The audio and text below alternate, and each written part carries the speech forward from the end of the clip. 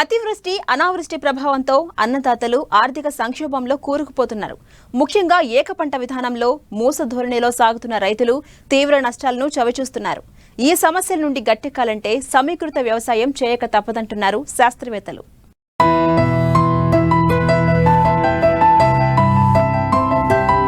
వ్యవసాయం అంటే వరి ఒక్కటే కాదు, మూస పద్ధతి అంతకన్నా కాదు, తీరొక్క పంటల మేళవింపు. ఇది అనుభవజ్ఞులైన రైతులు చెప్పే మాట.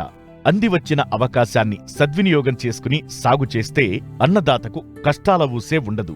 ఒకప్పుడు రైతులందరూ పంటలతో పాటు పాడి పశువులు, గొర్రెలు, మేకలు, కోళ్ల పెంపకం చేపట్టి ఖచ్చితమైన ఆదాయాన్ని పొందేవారు. అయితే వివిధ కారణాల దృష్ట్యా పశు సంపద లేని వ్యవసాయాన్ని రైతులు చేపడుతున్నారు.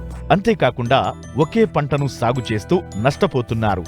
ప్రస్తుతం వాతావరణ పరిస్థితులు మారాయి. వర్షం అనుకున్న సమయానికి కావలసినంత కురవడం లేదు. కమతాలు కూడా చిన్న చిన్నవిగా అయిపోయి ఆశించిన స్థాయిలో ఆహార భద్రత, ఆదాయం లభించడం లేదు.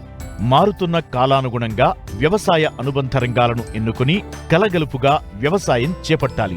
ఇందులో ఒక వ్యవస్థ నుండి లభించే ఉత్పత్తులు, వ్యర్థాలు మరో వ్యవస్థకు వనరులుగా మారి పెట్టుబడులుగా ఉపయోగపడతాయి.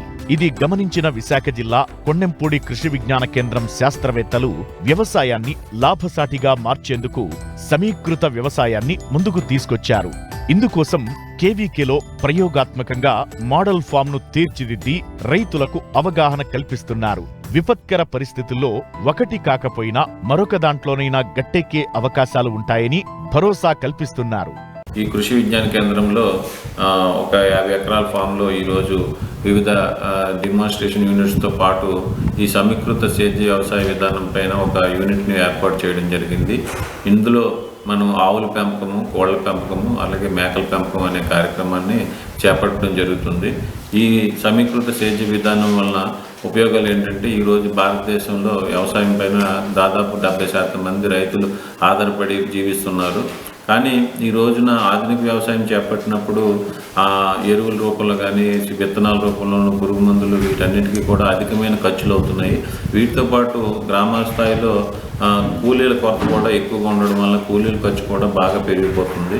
ఇటువంటి పరిస్థితుల్లో చిన్న సన్నకారు రైతులు ఎక్కువ దిగుబడుల కోసము ఎక్కువ పెట్టుబడి పెట్టి కొంచెం ఆర్థికంగా ఇబ్బందికరమైన పరిస్థితి చూస్తున్నారు. దీంతోపాటు ఏంటంటే వాళ్ళు ఈ అప్పుల బాధ కూడా పెరిగిపోతుంది. ఇలాంటి పరిస్థితుల నుండి రైతులు బయటపడడం కోసము ఈ సమీకృత సేద్య విధానాన్ని శాస్త్రవేత్తలు రూపొందించి తెలియజేస్తున్నారు. ఈ కార్యక్రమంలో ఏంటంటే, మనం ఈ సమీకృత సేద్య విధానంలో మనకున్న వనరులను సమర్థవంతంగా వినియోగించుకోవడం ఎట్లాగా అంటే, ఉదాహరణకు మనం వరి పంట పండిస్తుంటే వరి పంటలో మనకి ధాన్యంతో పాటు మనకి గడ్డి కానీ, చుట్టూ తౌడు లాంటి ఉప పదార్థాలు కూడా మనకి లభిస్తుంటాయి. వీటిని ఉపయోగించి మనము సమర్థవంతంగా డైరీని అంటే ఆవుల పెంపకం కానీ లేదా గేదెల పెంపకాన్ని చేపట్టవచ్చు. ఇందులో ఎక్కువ ఖర్చు లేకుండా మనకు లభించే గడ్డిని మరియు చుట్టూ తౌడుని ఉపయోగించుకొని ఈ ఆవుల పెంపకాన్ని చేపట్టి మనం రెగ్యులర్గా ఈ పాల ఉత్పత్తి ద్వారా మనం రెగ్యులర్గా రైతులు ఉపాధి పొందడానికి అవకాశం ఉంటుంది.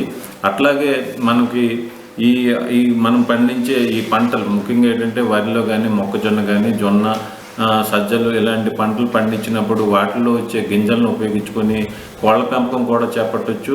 కోళ్ల పెంపకము ఒకరోజు పిల్లల్ని తీసుకొని వచ్చి మనం సరైన వ్యాక్సినేషన్స్ అవి కూడా ఇస్తూ వాటికి సమగ్రమైన పోషకాలని ఏర్పాటు చేసి తక్కువ టైంలోనే మనం అంటే ఒక ఎక్కువ లేబర్ కానీ ఎటువంటి పెట్టుబడి అవసరం లేకుండా మన గ్రామ స్థాయిలో రైతులు కానీ, రైతు మహిళలు కానీ ఈ కోళ్ల పెంపకాన్ని చేపట్టవచ్చు. ఈ కోళ్ల పెంపకం ద్వారా కూడా మాంసంతో పాటు గుడ్లు కూడా మనం ఎక్కువగా పొందడానికి అవకాశం ఉంటుంది. ఆధునిక కోళ్ళైన వనరాజు లాంటి, గిరిరాజు లాంటి కోళ్ళతోటి సంవత్సరానికి 180 గుడ్లు కూడా ఒక్కొక్క కోడి నుండి పొందవచ్చు.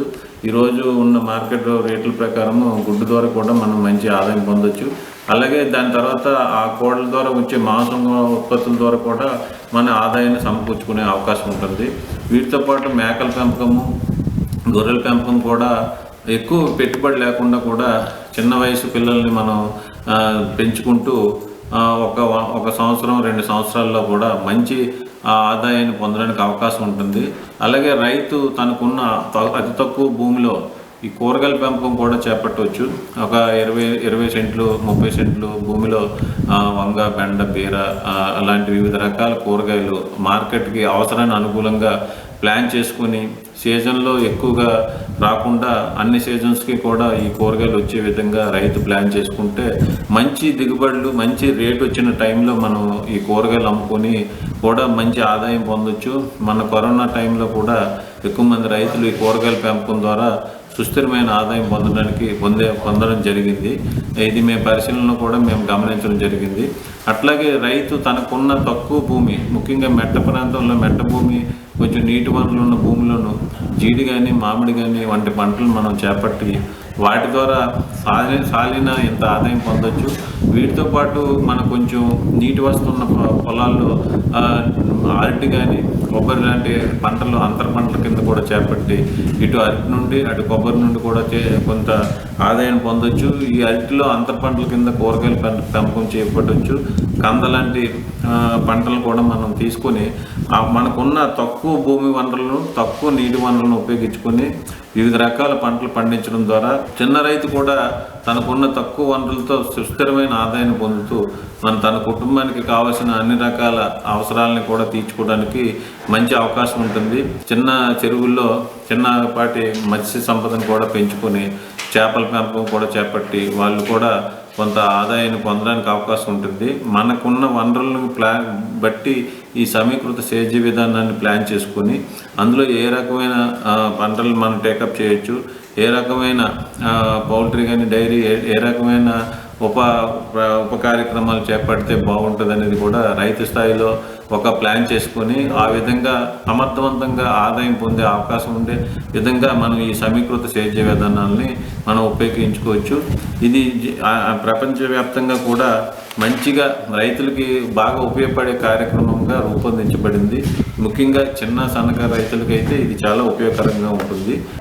మిశ్రమ వ్యవసాయ విధానాల వల్ల రైతుకు ఒక వ్యవస్థలో నష్టమొచ్చినా మరో దానిలో వచ్చే రాబడి వల్ల ఆర్థికంగా నిలదొక్కుకోవడానికి అవకాశముంటుంది. వ్యవసాయ వ్యర్థాల వినియోగంతో సాగు ఖర్చు తగ్గుతుంది. పశుగ్రాసాల కొరత ఉండదు. పశు పోషణ ఆరోగ్యవంతంగా ఉంటుంది.